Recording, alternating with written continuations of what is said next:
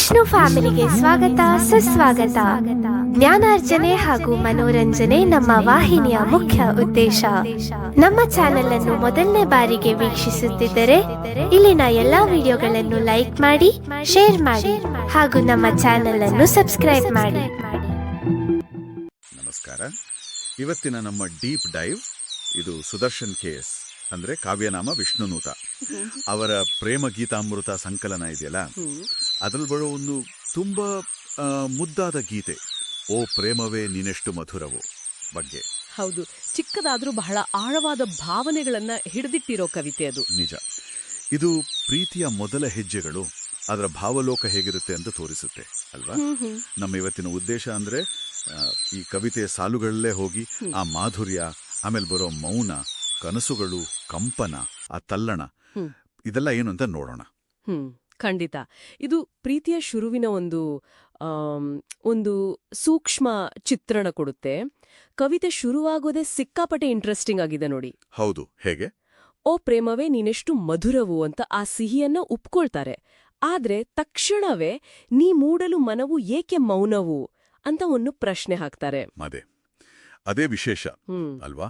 ಮಾಧುರ್ಯ ಇದೆ, ಖುಷಿ ಇದೆ, ಆದ್ರೆ ಜೊತೆಗೆ ಒಂದು ಮೌನ. ಈ ವಿರೋಧಾಭಾಸವೇ ಗಮನ ಸೆಳೆಯುತ್ತೆ. ಹೌದು, ಪ್ರೀತಿಯ ಅನುಭವದಲ್ಲೇ ಒಂದು ತರ ನಿಶ್ಶಬ್ದ ಆವರಿಸ್ಕೊಳ್ಳೋದು, ಇದು ಯಾಕೆ ಅನ್ನೋದು ಕುತೂಹಲಕಾರಿ. ಪಲ್ಲವಿಯಲ್ಲಿ ಮತ್ತೆ ಮನವು ಏಕೆ ಮೌನವು ಅಂತ 2 ಸಲ ಕೇಳ್ತಾರಲ್ಲ, ಆ ಒತ್ತಿ ಹೇಳೋದು ಯಾಕಿರ್ಬೋದು? ಆ ಸ್ಥಿತಿಯ ತೀವ್ರತೆಗೋಸ್ಕರನ ಇರಬಹುದು. ಒಂದು, ಆ ಮಾತು ಬರದೇ ಇರೋ ಸ್ಥಿತಿ ಇರಬಹುದು. ಅಂದ್ರೆ ಆ ಪ್ರೀತಿಯ ಅಗಾಧತೆ ಮುಂದೆ ಮಾತಾಡೋಕಾಗ್ದೇ ಇರೋಂಥ ಒಂದು ವಿಸ್ಮಯದ ಮೌನ. ಓಕೆ, ವಿಸ್ಮಯ. ಅಥವಾ ಇನ್ನೊಂದು ಸಾಧ್ಯತೆ ಅಂದ್ರೆ ಅದು ಒಂಥರ ಗೊಂದಲ. ಏನ್ ಹೇಳ್ಬೇಕು, ಏನ್ ಮಾಡ್ಬೇಕು ಅಂತ ಗೊತ್ತಾಗ್ದೆ ಆ ಭಾವನೆಗಳ ಅಲೆಗೆ ಸಿಕ್ಕಿ ಮನಸ್ಸು ಮೌನವಾಗಿರೋ ಸ್ಥಿತಿನೂ ಆಗಿರ್ಬೋದು. ಸರಿ ಸರಿ. ಪುನರಾವರ್ತನೆ ಇದೆಯಲ್ಲ, ಅದು ಆ ಪ್ರಶ್ನೆಗೆ ಉತ್ತರ ಸಿಗದೆ ಮನಸ್ಸಲ್ಲಿ ಅದು ಪ್ರತಿಧ್ವನಿಸೋ ತರ ಇದೆಯಲ್ವಾ? ಖಂಡಿತ, ಆಂತರಿಕ ಗೊಂದಲವನ್ನು ಅದು ಧ್ವನಿಸತ್ತೆ. ಸರಿ. ಈ ಮೌನದ ನಂತರ ಮೊದಲ ಚರಣದಲ್ಲಿ ಬರೋದು ಕನಸುಗಳು ನೂರಾಗಿ ಅರಳಿತು, ಯೌವನ ಈ ಮನವು ನೀರಾಗಿ ಮೂಡಿದವು ಕಂಪನ. ಇಲ್ಲಿ ಪ್ರೀತಿ, ಯೌವನ, ಕನಸು ಎಲ್ಲ ಒಂದಕ್ಕೊಂದು ಬೆಸಗೊಳ್ಳುತ್ತೆ. ಹೌದು ಹೌದು. ಯೌವನದಲ್ಲಿ ಪ್ರೀತಿ ಮೊಳತಾಗ ನೂರಾರು ಕನಸುಗಳು ಚಿಗುರುತ್ತೆ ಅನ್ನೋದು ಸಹಜವೇ. ಆಮೇಲೆ ಮನವು ನೀರಾಗೋದು ಅದೆಷ್ಟು ಸುಂದರವಾದ ರೂಪಕ ಅಲ್ವಾ? ಹೃದಯ ಕರಗೋದು ಅನ್ನೋ ಹಾಗೆ. ಅದೇ, ಆ ಪ್ರೀತಿಯ ಸ್ಪರ್ಶಕ್ಕೆ ಆ ಕಲ್ಲು ಮನಸ್ಸು ಕೂಡ ಕರಗಿ ನೀರಾಗೋ ಭಾವ, ಅದರ ಜೊತೆಗೆ ಕಂಪನ ಮೂಡುತ್ತಂತೆ. ಕಂಪನ ಅಂದ್ರೆ ಇದು ಬರೀ ರೋಮಾಂಚನ ಅಲ್ಲ, ಅದೊಂದು ದೈಹಿಕ ಪ್ರತಿಕ್ರಿಯೆ. ನಮ್ಮ ದೇಹ ಕೂಡ ಪ್ರೀತಿಗೆ ಸ್ಪಂದಿಸುತ್ತೆ ಅನ್ನೋದಕ್ಕೆ ಇದು ಸಾಕ್ಷಿ. ಹೇಗಂದ್ರೆ ಆ ಕೈ ನಡುಗೋದು, ಎದೆ ಬಡಿತ ಜಾಸ್ತಿಯಾಗೋದು, ಆ ಥರ. ಓಕೆ. ಆ ಮೂಡಿದವು ಕಂಪನ ಅಂತ ಮತ್ತೆ ಹೇಳೋದು ಆ ಅನುಭವದ ತೀವ್ರತೆಯನ್ನ, ಆ ನಡುಕ, ಅದು ಕಂಟ್ರೋಲಿಗೆ ಸಿಗದ ರೀತಿ ಇರುತ್ತೆ ಅಂತ ತೋರಿಸುತ್ತಾ? ಹೌದು, ಖಂಡಿತವಾಗಿಯೂ. ಆ ಆಂತರಿಕ ಸಂಚಲನೆ ಎಷ್ಟು ಜೋರಾಗಿದೆ ಅಂತ ಸೂಚಿಸುತ್ತೆ. ಹಾಗಾದ್ರೆ ಈ ಕಂಪನದಿಂದ ಮುಂದಿನ ಹಂತ ತಲ್ಲಣವಾ? 2ನೇ ಚರಣದಲ್ಲಿ ನಿಂತಲ್ಲೇ ನಿಲ್ಲಲಾರೆ, ಏನಿದು ತಲ್ಲಣ, ಎದೆಯೊಳಗೆ ಪ್ರತಿಗಳಿಗೆ ನನ್ನವನ ನರ್ತನ ಅಂತಾರಲ್ಲ, ಈ ತಲ್ಲಣ ಅಂದ್ರೆ ಏನು? ಬರೀ ಚಡಪಡಿಕೆನಾ? ಅದೊಂದು ಗಮನಿಸಬೇಕಾದ ವಿಷಯ.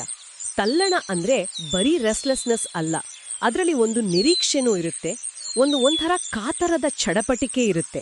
ಕಾತರ? ಹೌದು.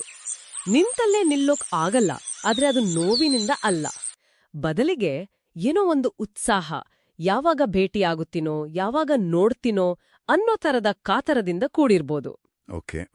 ಅದರ ಜೊತೆಗೆ ಬರೋ ಸಾಲಿದೆಯಲ್ಲ, ಎದೆಯೊಳಗೆ ಪ್ರತಿ ಘಳಿಗೆ ನನ್ನವನ ನರ್ತನ, ಇದು ಬಹಳ ಶಕ್ತಿಯುತವಾದ ಚಿತ್ರಣ.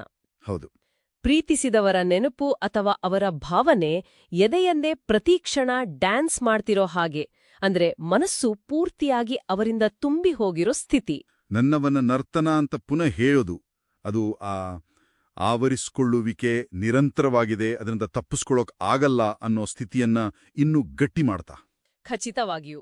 ಅದು ಬರೀ ನೆನಪು ಮಾತ್ರ ಅಲ್ಲ, ಅದೊಂದು ಜೀವಂತ ಅನುಭವವಾಗಿ ಹೃದಯದ ಬಡಿತದಷ್ಟೇ ಸಹಜವಾಗಿ ಬಿಡುತ್ತೆ ಅನ್ನೋದು ಅದರ ಅರ್ಥ.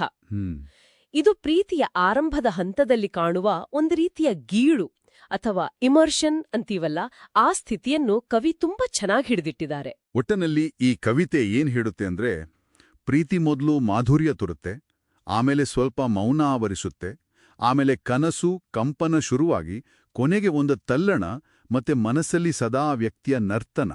ಈ ಪಯಣವನ್ನ ತೋರಿಸುತ್ತೆ ಅಲ್ವಾ? ಹೌದು. ಮನಸ್ಸು ಮತ್ತು ದೇಹದ ಮೇಲೆ ಪ್ರೀತಿ ಹೇಗೆ ಪರಿವರ್ತನೆ ತರುತ್ತೆ ಅನ್ನೋದನ್ನ ಇದು ಹೇಳುತ್ತೆ. ಇದನ್ನ ಸ್ವಲ್ಪ ದೂರದಿಂದ ನೋಡಿದ್ರೆ ಈ ಕವಿತೆಯ ಅಂದ ಇರೋದೇ ಅದರ ಸರಳತೆಯಲ್ಲಿ ಅನ್ಸುತ್ತೆ. ನಿಜ. ಕವಿ ನೋಡಿ, ಮೌನ, ಕನಸು, ಕಂಪನ, ತಲ್ಲಣ, ನರ್ತನ ಈ ತರಹದ ತುಂಬಾ ಸಾಮಾನ್ಯ ಅನುಭವದ ಪದಗಳನ್ನೇ ಬಳಸಿ ಪ್ರೀತಿಯಂತಹ ಒಂದು ದೊಡ್ಡ, ಸಂಕೀರ್ಣವಾದ, ಕೆಲವೊಮ್ಮೆ ವಿರೋಧಾಭಾಸ ಇರುವ ಭಾವನೆಯ ಮೊದಲ ಹೆಜ್ಜೆಗಳನ್ನ ಎಷ್ಟು ಪರಿಣಾಮಕಾರಿಯಾಗಿ ಕಟ್ಟಿಕೊಟ್ಟಿದ್ದಾರೆ. ಹೌದು, ಯಾವುದೇ ದೊಡ್ಡ ಫಿಲಾಸಫಿ ಗೋಜಿಗೆ ಹೋಗಿಲ್ಲ. ಇಲ್ಲವೇ ಇಲ್ಲ. ನೇರವಾಗಿ ಅನುಭವಕ್ಕೆ ತಲುಪುವ ಶೈಲಿ.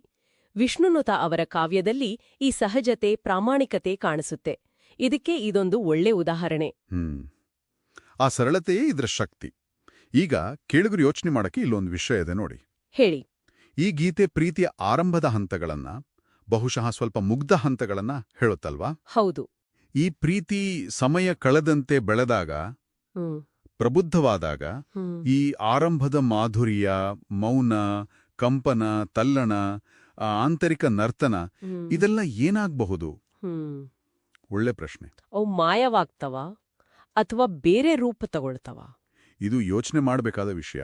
ಖಂಡಿತ ಅದರ ಬಗ್ಗೆ ಯೋಚನೆ ಮಾಡಬಹುದು.